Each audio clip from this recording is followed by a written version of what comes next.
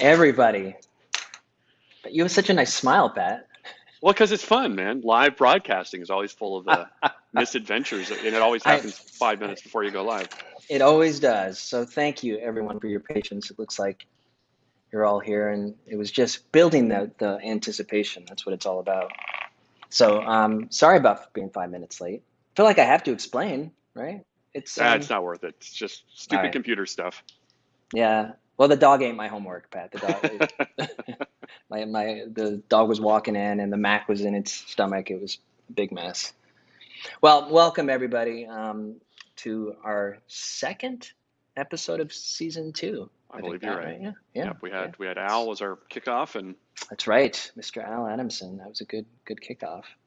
And but it keeps getting. No offense to Al, but it just keeps getting better. it does. I'm really excited about today. I think Al would be very much agree with that. Yes, we have Melissa Arronte from Medallia. I will give her an update, an official intro and update in a little bit. But thought we could chat for a little bit, Pat. It's Okay, an in- that's a novel it's an idea. it's an Hey, Melissa. intervention. Uh-oh. We want to talk about your haircut. Well, it's time for one.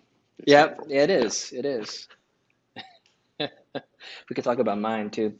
So, well, how's it going, Pat? Actually, let's just start with It's the basics. it's a good question. I guess generally it's gone pretty good. Had a nice Fourth of July weekend. Got to hang out with friends and family, and it's kind of a slow week this week, but still getting lots done. And Yeah, so yeah, it's just I just keep thinking.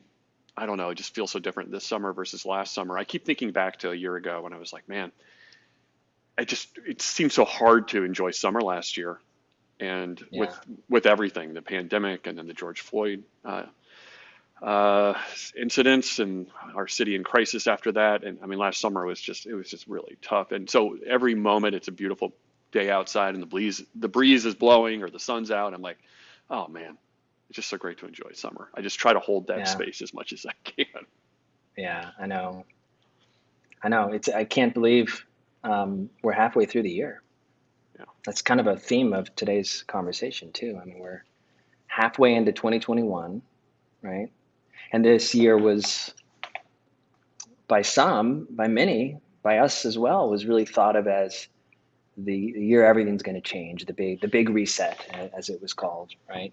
Um, Meaning, what did we learn over the past 16 months, and how are we going to change, right? What are we going to do to make sure we're taking care of our people, make sure we're stabilizing our organizations for if something happens again like this.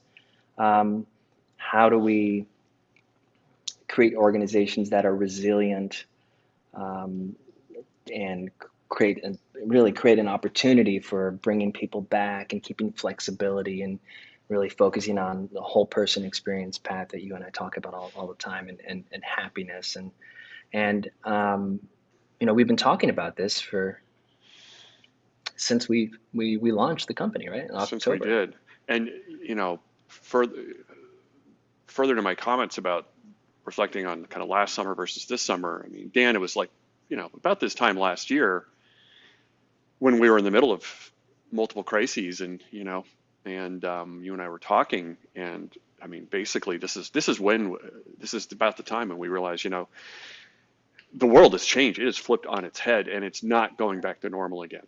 It's not going to go back to the same normal. It's going to reset to some kind of new normal.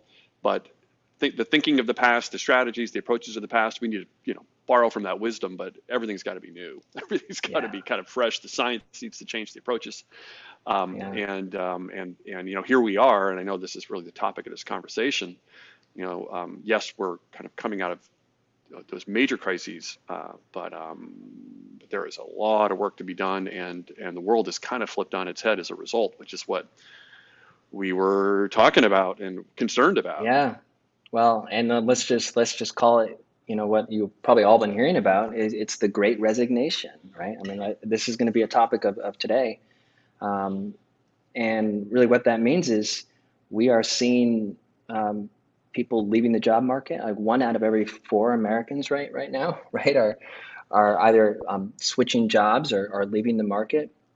Um, and I think, what we're finding, what's happening is work is not just about a paycheck anymore, right? So if the focus is on we have benefits are great, paycheck is great, there's an opportunity to be promoted, check, check, check, we're good. Dead wrong. That, Yeah. we're seeing a big, big difference, right? So flexibility in how we work, when we work, where we work, right? Feeling like you can be authentic at work, building connections at work, being community focused, being purpose focused, being linked and really believing in the values of an organization. This is the stuff that inspires people to stay.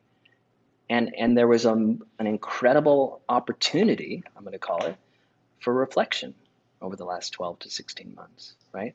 Um, and so if organizations weren't paying attention to this stuff that some people might call fluff, right? Hmm. Pat, you and I joke about that, right? Let's be more empathetic, show more humility, let's care about each other, let's love more. This stuff is now one of the most important things that you can do when you're building culture and keeping your people and retaining your people. If you haven't done that work, unfortunately, this great resignation is going to hit you.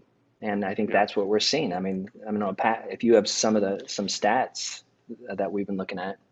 Yeah. Well, certainly, the recent labor stats which have come in, which have been written about. I just saw, man, a couple of articles just dropped even a few minutes before this, our conversation today. So there was 4 million quits in April, Yeah, which was, I think, I forget the percentage, 3.2 or something percent of the workforce, which was a record, just so everyone understands that, a record. And if we had time, I would have pulled together a chart. I just saw it literally like a few minutes before, yeah, where it shows the graphing of this historically over the last like 20 years, and just to see that huge line. I mean, just to get the visual, context for how significant this is.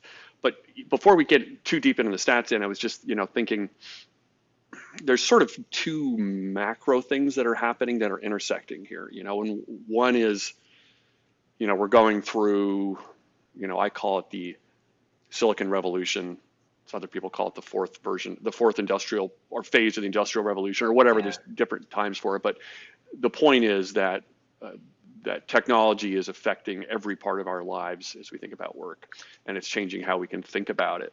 And so that's one part of it. The other part of it is, like you said, Dan, there's, as a result of this pandemic, it created this unusual situation where people had an opportunity to reflect, and it sort of changed the kind of purpose and goal. Like, well, what's really important to me? That may be one thing. Another thing is more fear. People who work in certain industries where they didn't feel safe, for whether it was related to COVID or other reasons, and just want to make a change, yeah, and we used to talk about digital transformation pre-pandemic, but now we're in this sort of crisis version of that, where people are trying to kind of reskill and reimagine where they can go. Um, but I was thinking the way this really comes home is like, for the last 100 some years, like, people would go to where the work was, right? I mean, it was literally like a migratory process where workers would go to whether it's the city or they'd leave the farms to come to the city. I mean, this has been going on, and I think everything just flipped on its head, where now it's like, where do I want to be physically, yeah, emotionally, spiritually, family, whatever those things are that kind of I define where for you, and then how do I bring work to me, you know? yeah, And yeah, I think that's kind of the flip, and everything else is in the wake of that now. And so as organizations start to think about how to define themselves, like you said, they have to do this work, or they're going to lose. So it's whether becomes a retention issue, and they're losing people, or they just can't attract people because of just not offering the right approach and strategies to that paradigm shift. yeah, yeah. And I'm gonna get Melissa on in a moment, because this is exactly, so what do we do about this? I mean, bottom line, I don't want to get too much into the stats, but there's um, a massive labor shortage and a massive unemployment rate, right? Yeah. How do you link that together in your head? That doesn't make a lot of sense, but it absolutely does make sense. People are being more selective, and there's so much that goes into this. So I want to get Melissa on and we can start chatting about this. But one thing we do know that absolutely is critical to start making sure you have an opportunity to attract talent and Mm-hmm. retain talent is having an incredible and awesome and beautiful employee experience, right? 100%. This is and what we talk about, whole person experience, right, Pat? But ultimately, employee experience, whole person experience, they're in the same arena. Yeah, So right. We just have to think more broadly about people. And I know yeah, can't wait to absolutely. dig into this with Melissa. Yeah, so Melissa Arronte, she is the employee experience solution principal at Medallia. Um, I've had the opportunity to meet her a few months ago, and feels like a kindred spirit. We see just the way she sees the importance of employee experience, the way she sees how employees need to be listening and changing, the commitment to change, a commitment to disrupting. We're super excited to have her on. She's got such insight, and I'll just read. She's one of her bio. She's committed to helping companies enrich the lives of employees by listening to, learning from, and taking action on employee feedback. And Medallia is an awesome company, and has some really cool tech. So we'll certainly get into that today as well. So with that, Melissa, I'm going to send you an invite. And again, thanks to the community. Seen a lot of people joining. So post questions as we go. We'll always try to respond to them as best we can. And Melissa, we are bringing you on, and we can't wait to see you. You should have an invite. Hey, Tom. Hey, Good to Tom see you. Johnson. Always kind words for you, Tom. That's the only kind of words we could have for you. There we have Hey, Melissa. Melissa. Hi, great to How's see it you going? both. Great to Good to see you see you. too. Yes, I believe we How's are kindred spirits. I love your approach. I love the whole person approach. Yeah. And Melissa, I believe this is correct that we all went to school in Madison. Is that correct? We did. See, Yeah. and I think so we're all University of Yeah. Wisconsin Madison graduates. So there's something Yes. on that isthmus that raises the sensitivity and approach and kind of creative thinking to I And solving and people's agree. and problems. not to get into ageism or anything, but Melissa and I did graduate the same year. What's your And point Pat, about ageism? I don't get it. Are you, because Pat's the old guy. oh, you're making a slight against me. I got it. I'll take it. Yeah, it's rare we're in a place that we're the young people. So It is very See, rare. again, So I another get slight. Yeah, yeah. it. I see how this is going to work. Yep. We have it all planned out. So, like I said, it's an intervention right from the beginning. Okay. Um, so Melissa, before we jump in, I have some awesome topics to talk about, but maybe just share a little bit more about yourself and about Medallia before we dive in to give our audience some perspective. yeah, thank you. I appreciate it. So I've been in people analytics for 12 or 15 years now, head of people analytics at Liberty Mutual Insurance and then Citizens Bank. And when I was at Citizens, I wanted to bring employee experience and customer experience together. So I became the head of customer research and started bringing the two pieces of data together and, just really finding some insights that, we'd never had before at the company that was really changing the way we saw the world. And I was using Medallia. So I was a Medallia customer for EX and CX, as we call it. And then I joined Medallia. Once I heard that they were really growing EX and ready to really take it on, it was the platform I'd always been looking for. And so that's why I'm here. So now I work with customers, advise them, help them on their journey, help them understand how to use the technology. Yeah, and Love it. it's so exciting, Melissa, to hear about your background and that kind of CX EX overlay. And this is what I love about Medallia too is, you know, in the HCM world, right? We always say, oh man, we're 5 to 10 years kind of behind thinking the way other vendors think about the experience of the customer and market research and customer measurement and whatever. And Medallia is very intentionally making that journey where, you have built this incredible tool set where you think about that CX side, kind of understanding that customer experience, and now starting to bring those tools in on the EX side, and then with your background too to kind of make those connections. I mean, Dan and I have been in this business for a long time, and you go to PsyOp and you go to, everyone's always been talking about making the connections between the employee experience and the customer. But I think Medallia is just so well equipped technically to do that, and then also from science perspective as well. I think you're right. And I think philosophically, I mean, the way Medallia was founded was focusing on a human. And at the time it was the customer, right? And truly understanding what their experience was in a way that was quick and efficient, often enjoyable and fun, so that companies can continually improve. And being able to apply that to employees, it's really employee first, human first, focusing on what's important to them rather than a methodology or, and I'm certainly a scientist. I have a PhD and I learned all the methods and minored in statistics, and I still believe in it. And I love modeling. But when I'm trying to understand employee feedback, just making it open for them and then using, our modeling and our analytics on the back end to make sense of it, I have found so much more powerful than starting with the model. Start with the human. Yeah. It's great. So before I jump into our first big question, I have to ask Melissa, when you came on as Medallia you were a client, did you come in with a few things? I just need to change this. I want it to work like this. Did you have just a few things that just bugged you and that you immediately put to the top of the priority list? A few things I definitely need to implement. Yeah.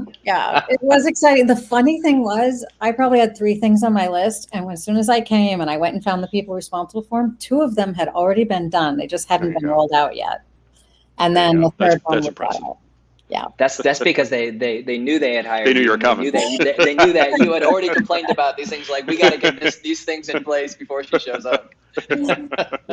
Yeah, exactly. And now I learned just, some things you think would be easy are hard, and some things you think would be hard are easy. It's fascinating.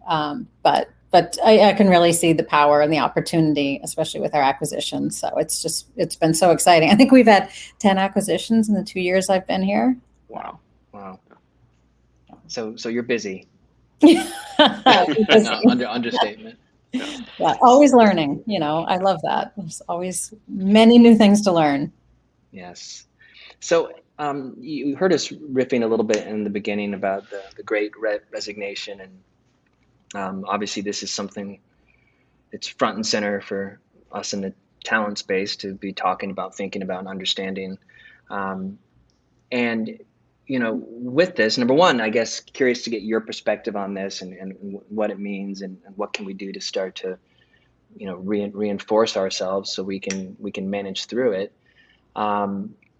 And that's number one. And number two, with this, how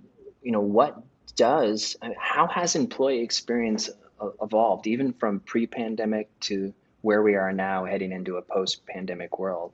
What are some big differences, some big changes that you're seeing with your clients and just in general to navigate into 2021 and 2022? Well, and as you're asking me, I mean, so many things are coming to my mind. So I'll just try and narrow it down to a few. I mean, one, right before this, I got off a call with a customer in Mexico.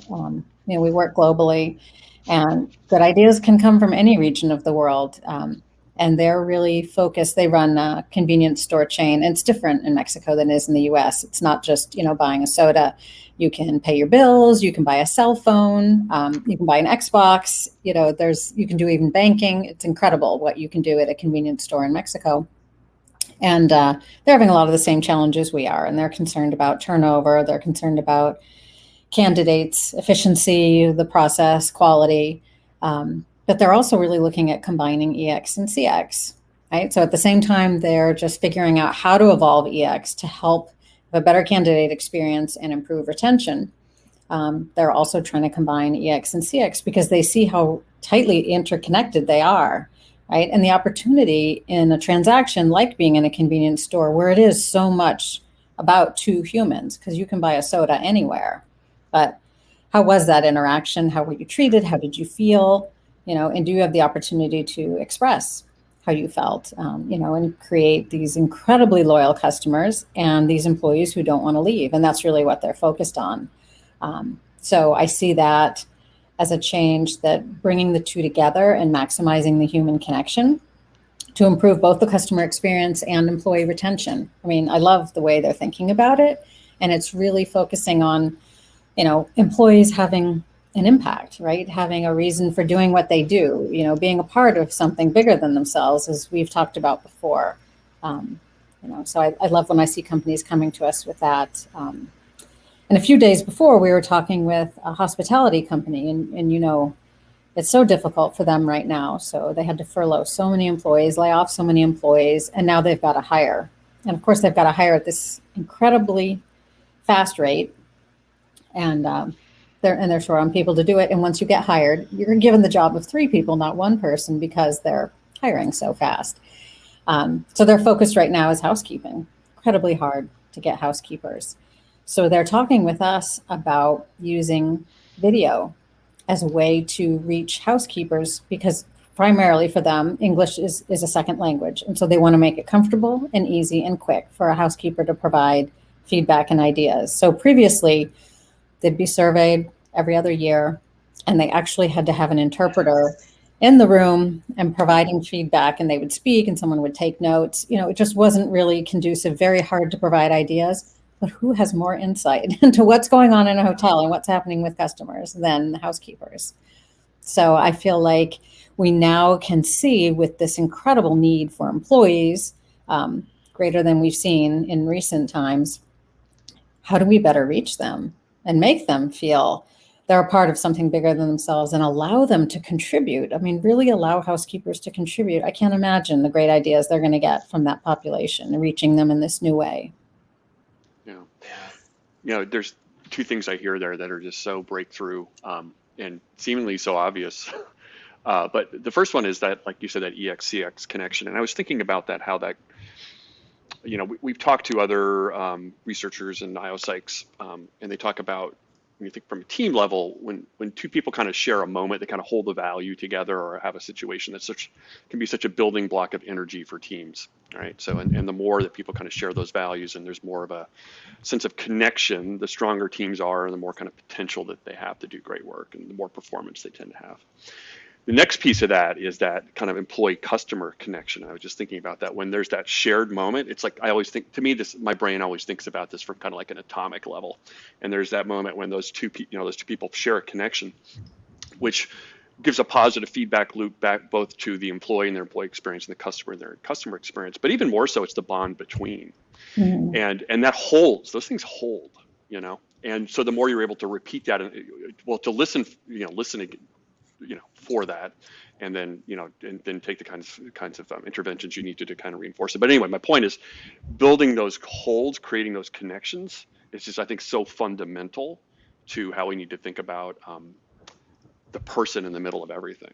It's just, that's just really, really, really cool. And the second thing I was thinking about as you were talking is how we're able to use new tech to move beyond traditional surveying, or and really thinking about how we have so much power in people's hands with their phones, and just being able to leverage that in just completely new ways, which gives us sort of an insight into authenticity, or better, to be scientific, better quality, hopefully, data about what's happening, what someone's impression, what their behavior is, what their perception is, in a context or a situation. So those are just, you kind of just breezed across them, but those are just fundamentally a new approach to understanding the employee experience.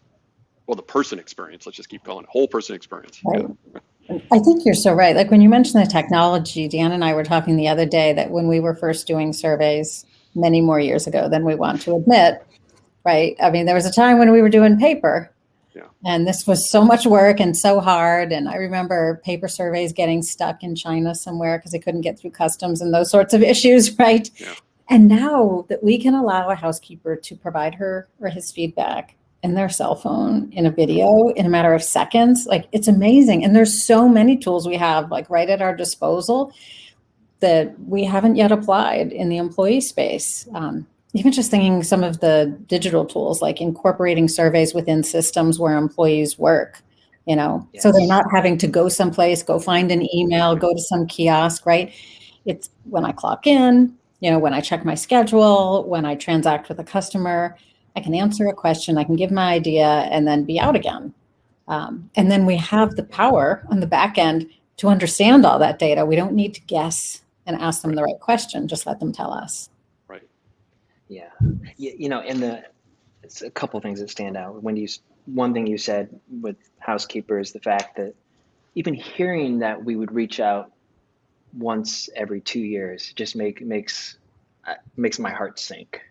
I mean, just thinking that, and there's organizations out there that currently still probably, and I know some that still reach out to all their employees once every 2 years. I mean, just and it's primarily been due to, in many cases, to technology limitations, to really complex org structure and hierarchy, and it's just a 6 to 8 month heavy lift. So, we just don't do it as often. But the relevancy and timing of when we ask something to say, like you were saying, at the moment, just as we would with the customer, right? When something's happening, when someone actually has feedback about this moment, this is something that I'm working on, I'm doing, I'm interacting with. Let's get feedback then when it's fresh and when it's relevant, and then let's quickly take that feedback, consume it, make sense of it, and understand what we've learned and what we need to alter and change. And I think that's the difference. This scattershot approach, Melissa, as you and I were talking about the other day, of here's 80 questions about everything we do in the business across all these competencies. Put your thinking cap on and give us feedback. That's just not going to cut it anymore. Right. And it's hard to conceptualize, right? As an employee, when you go to Yeah. fill those out, you get to question 50 about our strategy or competitive advantage. Like, Yeah. I don't know anymore. I'm not sure if I'm that's fair. tired.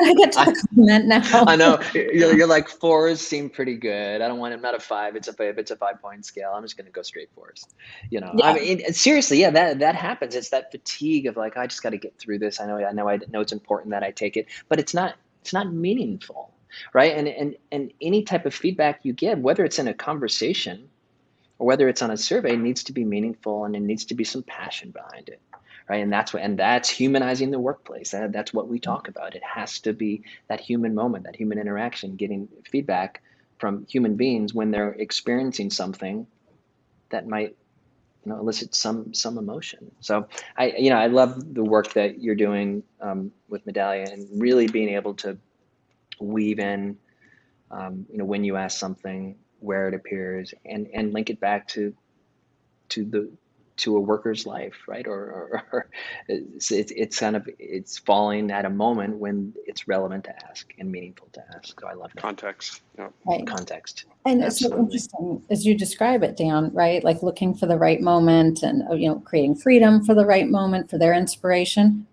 We've been doing that on the customer side forever. Like when I moved over to customer, the business people were coming to me all the time. When's the right time to survey? Can we see all these fine things about what's happening to a customer and figuring out all just the right points and to reach them and touch them and call them and, make them feel welcome and cared about.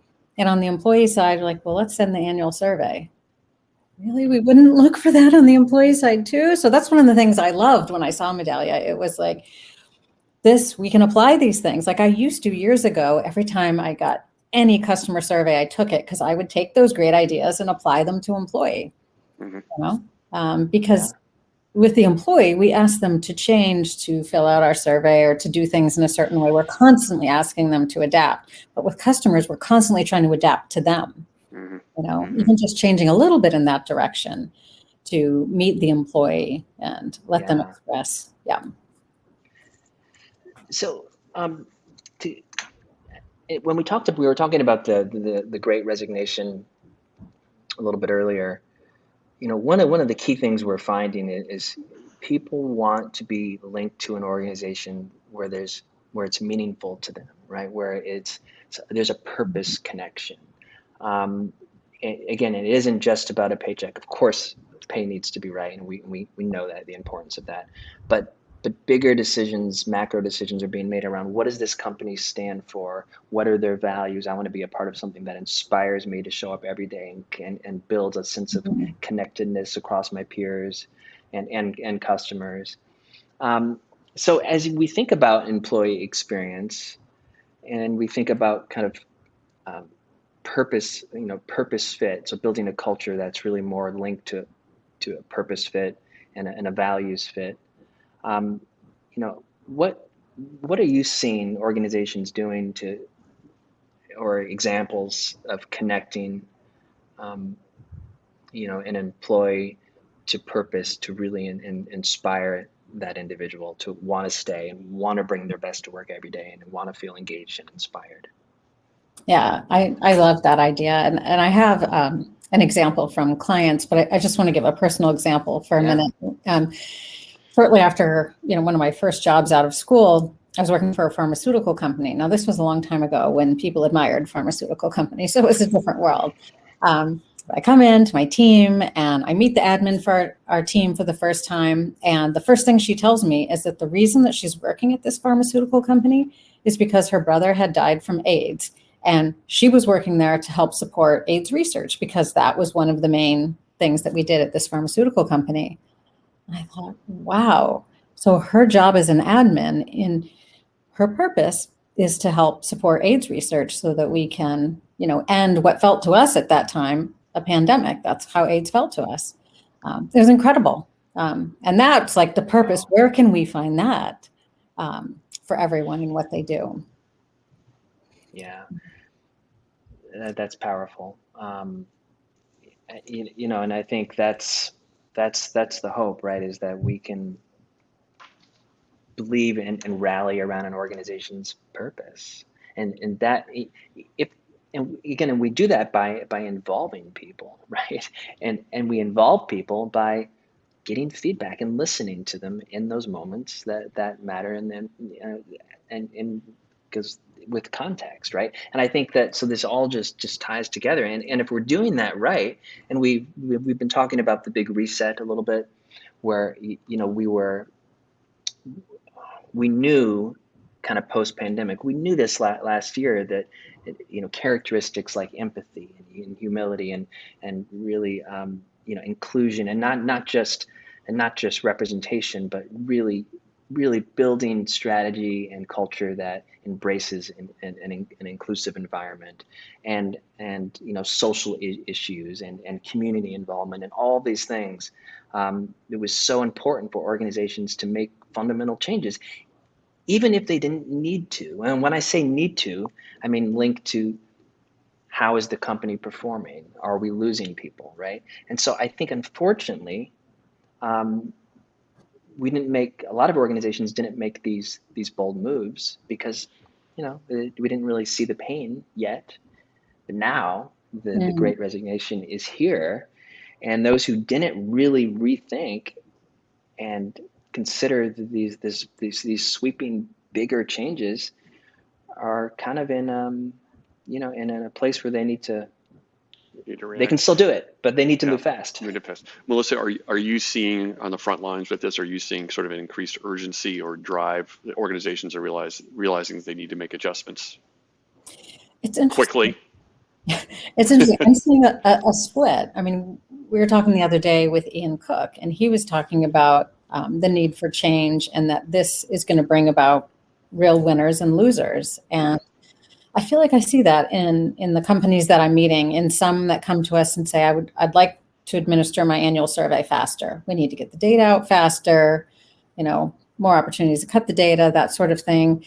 They're focused on new tech, and there's benefits to new tech, but it's not what we need, right? Mm-hmm. We need to really connect and engage, right? I mean, every company should be connecting and engaging with their customers and employees. And by the way, they're a retailer or a restaurant or a bank, but that's what we do. It's all about the human connection, and we need to create that and make that easier, especially for employees. And we see other companies who come to us like, we need to change, just so you can say, and fast. Yeah. Our CEO, our CHRO, or we can just see it coming, or we're experiencing the turnover and we need to solve for this right away. How can we do this differently? And that's where I see that we're going to see the winners and losers.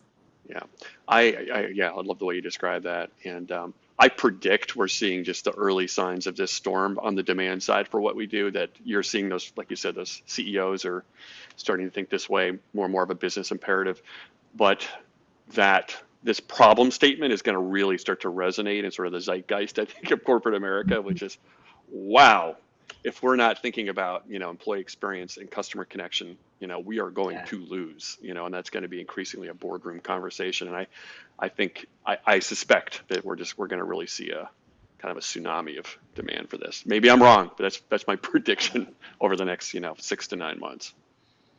I think you're right. And I think when they talk about it in the boardroom, I don't even think they use the words customer experience and employee experience. They're just talking about business results and connection and, progression and evolution. And they're talking about how they're going to continue to compete. And essentially behind that ends up being customer and employee experience. Yeah.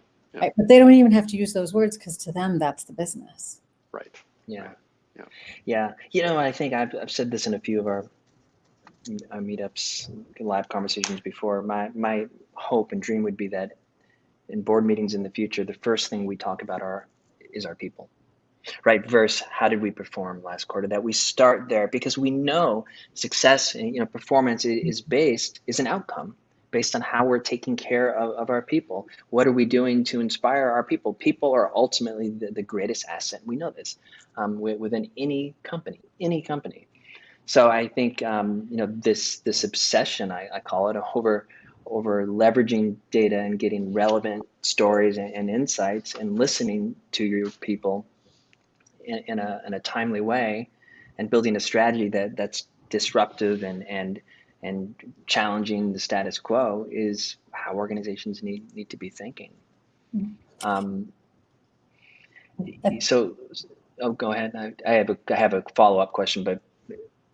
Well, I'll just comment on that. Is just that it's a perspective change, right? Like it isn't this incredibly crazy thing that people need to do. It's a change in perspective, and like that you can see is already happening in many boardrooms, that they don't have to even use EX and CX. It's all about their business and how they improve it.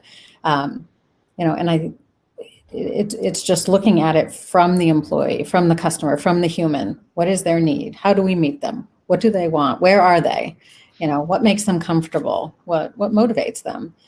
Where before we've always been looking, what is the regulatory requirement for this? What is our compliance need? Focusing on those things. And of course we have to meet them, but we have to start with the human first and meet that need, and then make sure it complies with regulatory or risk or, all those other important things we need to comply with. And, I think I told you, Dan, about my gardening this summer. When I looked outside, I was overwhelmed by the weeds.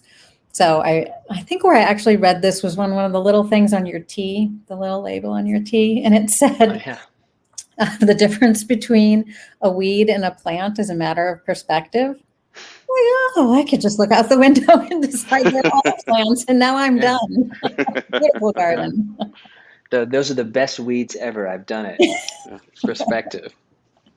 No, that's very, very, very true.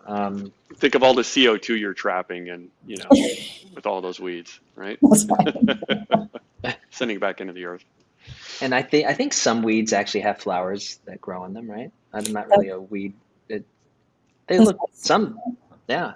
That's what I would think. So yeah, so it works. Yeah, a weed garden. This is we're going to start a new.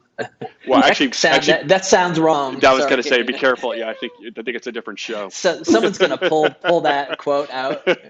Radical says start a weed garden. Well, we are radical. Yeah. Just not that radical. Yeah, exactly.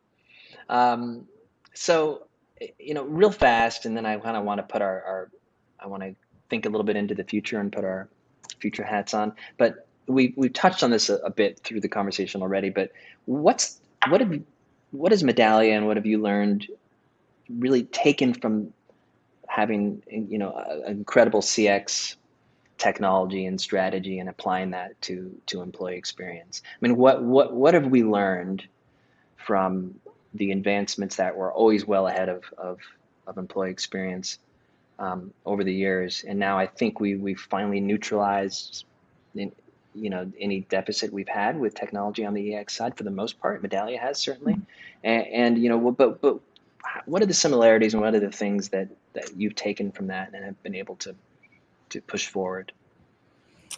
Yeah. So some we've talked about a little bit is, meeting people where they are. So instead of making them hunt down and find us to be able to tell us something, through some more difficult process or us guessing as the company, just giving them the freedom and making it easy for them, having it available where they are and where they're comfortable, whether it's, voice or video or typing, or, if it's sitting in a system, but we don't always have to send an email survey. I think we've also really learned that with customers, they're hard to reach often. And there's people we want to be customers who we can't reach because they're not our customers. They never come in, or they come in and they don't buy, or it's only online and they never come to our site. There's such an opportunity to learn about these people by signals, right? From customers or from people we want to be our customers. So we could understand more about people like Patrick, because we want people like Patrick to be our customer. We can do the same thing with employees, only it's so much easier because they're a captive audience and we have tons and tons of data about them sitting right in our systems that we can bring in. Just a really simple example, like we can understand more about an employee if we know a little more about their team without even asking them. If we look at the team they're on, just a quick, simple example is, are they on a team that has higher than average employee relations issues? Well, that's one kind of team. Or is it a team that has higher than average recognition awards? That's a very different kind of team, right? And that's really easy data for us to get. Where getting information about Patrick, who's not our customer, is so much harder. So we can bring that in and ask employees a lot less questions, use the data that we already have about our captive audience to understand and improve before we even ask them. So really what you're describing, Melissa, is you have a better definition of context, I suppose, and then using that context as a way to kind of curate or fine tune more specific information that you want to gain out of that community, right? Yeah. We can often do modeling with that, with just having some employees respond and then take information about employees in similar situations, right? And model it. I mean, we have so many opportunities to use the statistics instead of so much on the front end, use it on the back end to figure out what they're saying, to figure out what kind of data we have, what it means, right? You think about organizational network analysis, right? The passive type, where we just bring that in and we understand so much about their networks and how that helps them have more sales or better customer relationships or whatever it might be. So powerful. Yeah. What are examples of things that maybe don't translate over so well or don't travel well from the CX methodology to EX? And anything that you've learned? Yeah, so there is a common one that people like to talk about who come from CX, is they would like to close the loop. That's the term in CX. And that means, and I don't know if it's ever happened to any of you, but if you respond to a survey as a detractor, so you say you're unhappy and you respond to that in the survey. If you're a Medallia customer, we have a whole workflow, very simple, very quick, to be able to reach out to that customer immediately. Apologize, fix it, reimburse them, replace whatever it is. Service recovery, right? Right. Yeah. And it happens instantly. You fill out the survey, we can reach you right away. It could be by email, phone call, whatever. So that's, close the loop. But often in employee surveys, it's confidential. So we don't know Dan's the one who filled out the survey. We just know that there's an employee out there who is unhappy with something. So the exact close the loop doesn't translate, but there's something, I think, better on the employee side than close the loop. And that is starting a conversation. So Dan left an idea, and now we have this idea about the workspace, maybe. Now others can see this idea, and now we can start a conversation. Maybe there are a lot of people talking about the workspace. Maybe there's a better way to organize our workspace to make us more efficient or whatever it might be. We're starting a conversation, and we're helping create the environment in which we work. So I really love that as a way to think about it. Instead of thinking, like you might in CX, we've got to solve each individual personal customer problem. Employee experience is a little different that way. We as a team come together and work through problems just like we do in anything else in business. We should do it with employee experience. Yeah, that's such a great example. Because in CX, while the act of solving it is sort of an individual opportunity, right? There might be 100 clients who experience something similar, but they're not working together as a team, right? They don't know each other. And in business, right, the goal of connectedness is critical. And customers, the goal of building a connected customer network, not so much. So I love that example, and I love the way you're doing that. I mean, that's the best thing you can do is kind of crowdsource ideas, right? If something's, I guarantee if someone's experiencing something, there's other people on the team or within the organization that are experiencing the same thing. So let's, instead of just be disappointed by it, let's change, right? Let's actually put some ideas out there and let's move something forward. And with that, we need managers, right, who are going to be receptive to that and empower that type of change. And to the managers who say they don't want to do it, which you hear sometimes, they say, well, why would I give them that power? Why should the employees be figuring this out?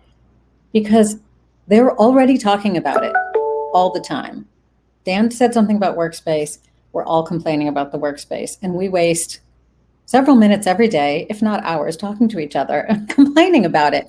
Instead, let's redirect that in a positive way and let us solve it. And then we'll move on to other things. And then we feel empowered. We feel like we've had an impact. So many benefits because it's going to happen anyway. So let's do it in a positive way. Yeah. Yeah. I mean, and that's exactly the point of why having timely questions and capturing data that in context is so important, right? Because if it's every 12 months, you sort of lose the opportunity to come together and problem solve. I was just going to ask one more focused technical question, Melissa. How do you approach, like when you talked about that, you had a conversation earlier with a larger convenience store chain or something like that, and kind of looking at that CX EX connection. What are sort of the approaches that you can and can't take from a privacy perspective? I'm just kind of curious, to kind of understand that connection point, because I mean, in theory, there's sort of a one-on-one moment that you can potentially hold, right? Kind of, I mean, but then you've got more of, like you said, more of a privacy concern on one situation, for one audience, which is the EX audience versus the CX audience. So is there a sort of strategy and approach around that's tricky, or maybe I'm going a little far out of bounds and we're short on time, but it just struck me as really interesting. Well, a lot of people do ask about that, and it's not as tricky as you would think. I mean, before going into CX, I didn't totally recognize how the customer surveys work, but most of the time, a customer survey is attached to an employee. So for example, at a bank, you work with a particular banker or a teller or an advisor. We know that Dan was the customer and Melissa was the banker, and you're connected. So when we analyze the data, we generally aren't looking at individual customers and individual employees, but we're looking at trends across them, but they're already connected. So we don't have to worry about it because it's connected, and then we can analyze it as a trend and not have to pull out, in particular, it was Patrick. Got it. Really helpful. Thank you. Yeah. So we're keeping track of time. I knew this was going to go fast. So I'm going to just jump to a question that I think is an important one. We're certainly, if anyone was doubting the need to change and really reimagine an employee experience and everything that we're talking about, I'll just be real direct with this question. Who owns this within the organization? Is this an HR initiative still? HR sponsored business? How do businesses start? Where does ownership live? That's a fascinating question, and I think it varies so much. I mean, when I see the different types of roles that come to us asking about, employee listening, employee understanding, of course, we have a lot of HR people, head of people analytics, CHRO, chief admin officer, head of talent, a lot of people like that. But we also get a lot of people who are the head of sales or the head of operations. They're not in HR at all. They're business people, head of retail. And they need more information about their employees on a regular basis to make decisions. They need more of a connection with their employees because they need ideas. They're on the front line. They know it most, and they need to get it in advance. There was a time when we were running an always on, and the CEO came to my team and said, I need to ask the employees a question. This is an urgent issue. We sent out the question, are always on. And in one day, more than 25% of employees responded, and we had the answer. And many of you who've been running annual engagement surveys know that once you get 25% of the population, you've got the answer. You can get all the way up to 95%, but the score is not going to change. You'll get more data, but it's still the same score. Yeah, I think and I think you're right. There's no clear answer. I think what my feeling is the answer is we need to start reimagining. And so, if for those listening, I mean, if it's still an HR run program, I think that's fine, of course, but bring the business in, right? You have to get perspective. And who better to go out to than parts of the business who are living and breathing, and especially organizations who might be, segmented and really having different parts of the business that are of course, businesses like hospitality, like your example before, right? The absurdity of the fact that we didn't reach out to house cleaners, or hotel cleaning staff, more often because we couldn't, or because we didn't think we needed to. Even worse, right? But now this there is a understanding that every opinion, every voice matters, and now technology has allowed us to get to a place where we can actually hear every voice when we need to hear every voice and really start to make the necessary change.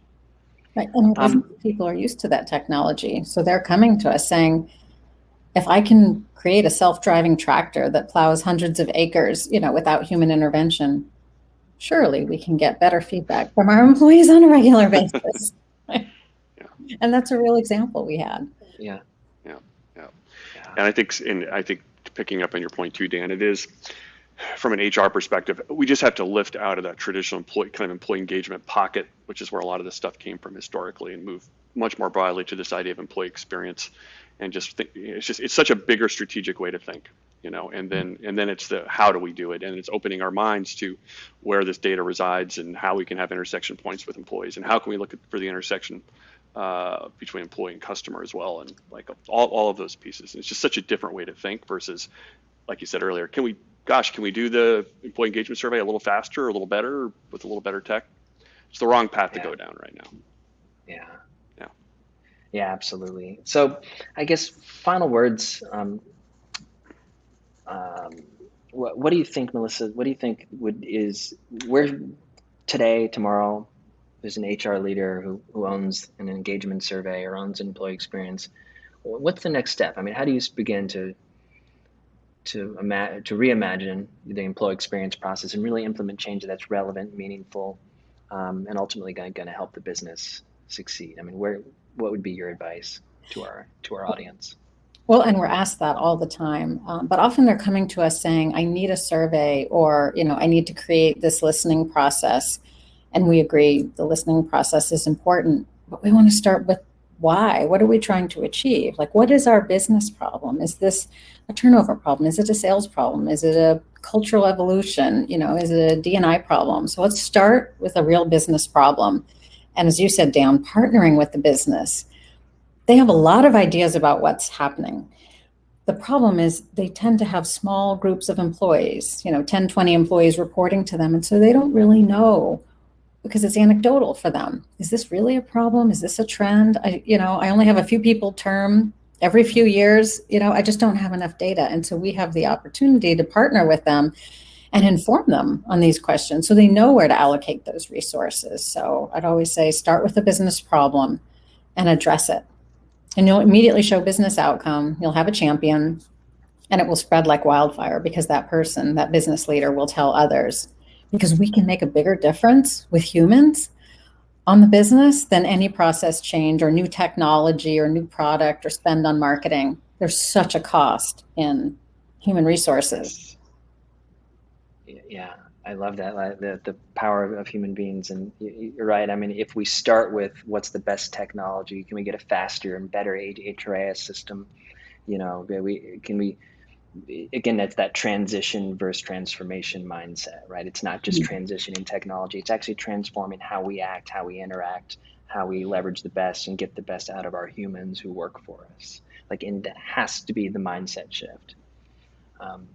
Great. Well, Melissa, your wisdom and skill and ideas and insights are always fascinating, and I really thank you for coming on this show today.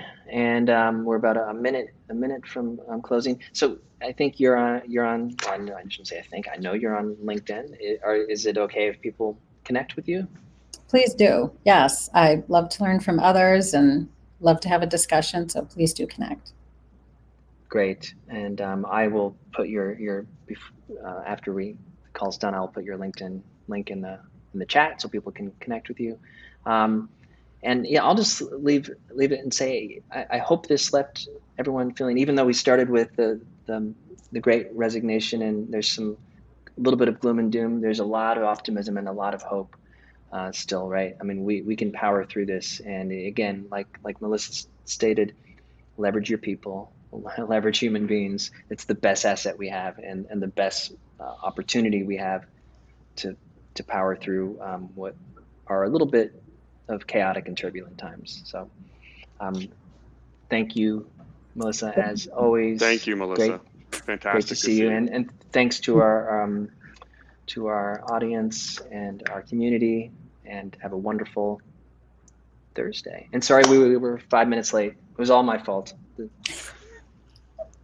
Thank you. It's true. It's true. See you, yes. Melissa. See. Bye-bye. Goodbye, See you, everybody. Bye-bye.